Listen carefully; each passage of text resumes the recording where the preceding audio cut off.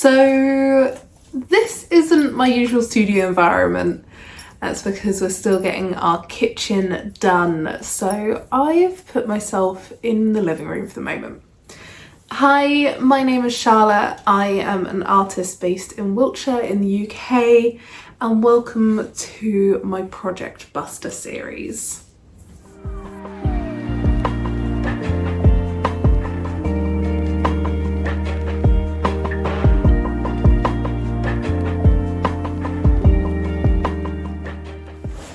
So for those of you who don't know who this little man is, this is Oscar, our Westie, and he loves cuddles. So I am sure he's going to attempt to be on my lap for this whole thing. Today I am concentrating on busting a project that's been in my pack for a while, and it currently looks like this. Getting the sniff of approval. This is gonna be a African flower Triceratops crochet pattern.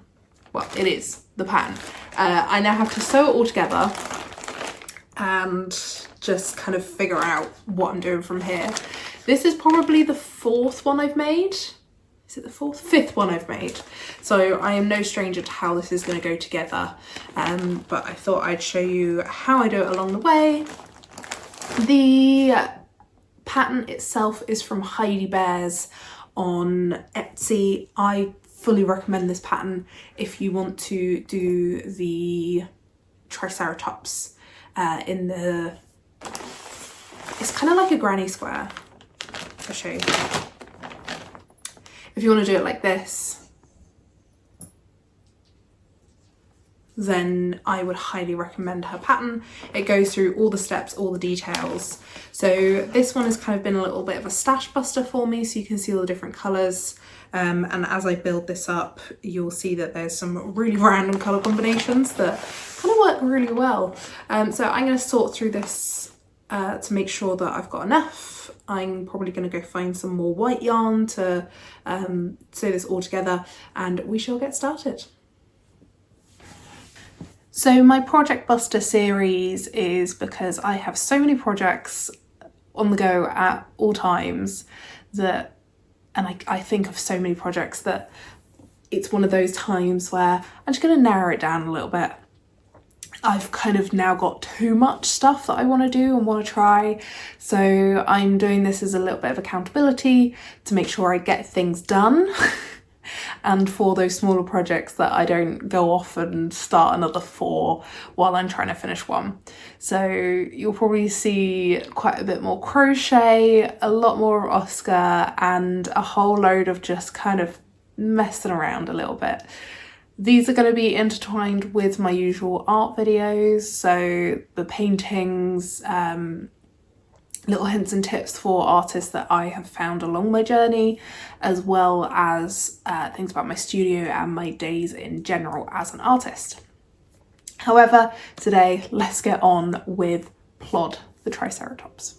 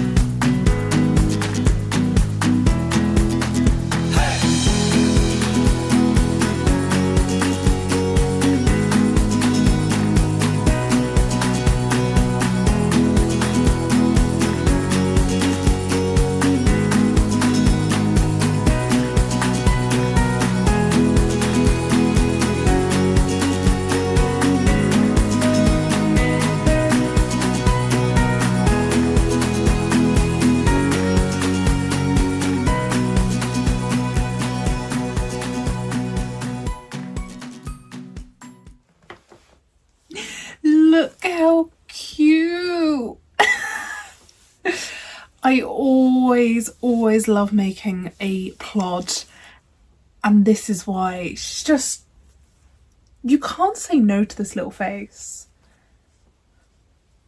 And when you fluff up, look. Oh, it just gets me every time.